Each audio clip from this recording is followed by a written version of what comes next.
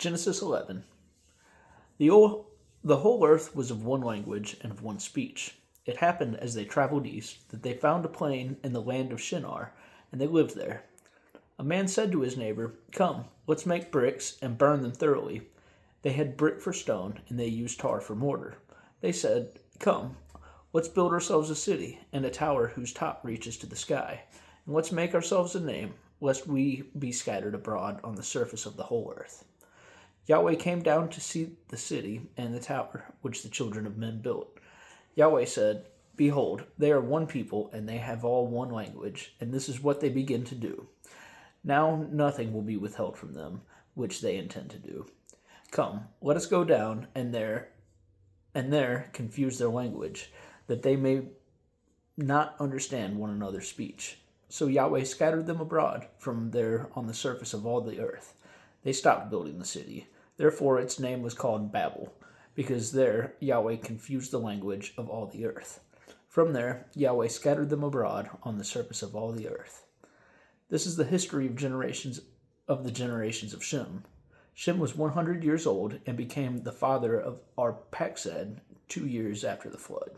Shem lived 500 years after he became the father of Arphaxad, and became the father of sons and daughters. Arphaxad lived 35 years and became the father of Shelah. Arphaxad lived 403 years after he became the father of Shelah, and became the father of sons and daughters. Shelah lived 30 years and became the father of Eber. And Shelah lived 403 years after he became the father of Eber, and became the father of sons and daughters. Eber lived 34 years and became the father of Peleg. Eber lived 430 years after he became the father of Peleg, and became the father of sons and daughters. Peleg lived 30 years and became the father of Reu.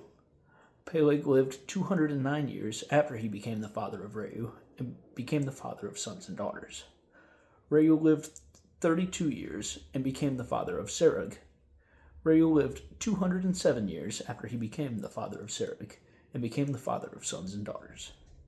Serug lived 30 years and became the father of Nahor.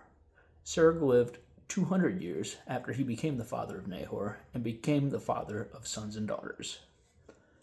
Nahor lived 29 years and became the father of Terah. Nahor lived 119 years after he became the father of Terah, and became the father of sons and daughters.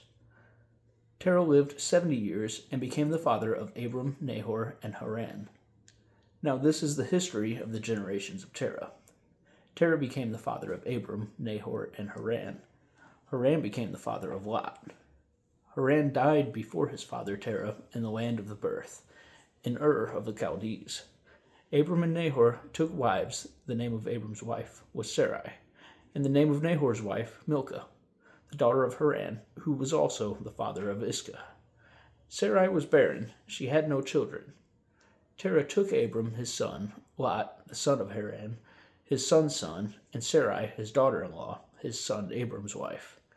They went from Ur of the Chaldees to go into the land of Canaan. They came to Haran and lived there. The days of Terah were 205 years. Terah died in Haran.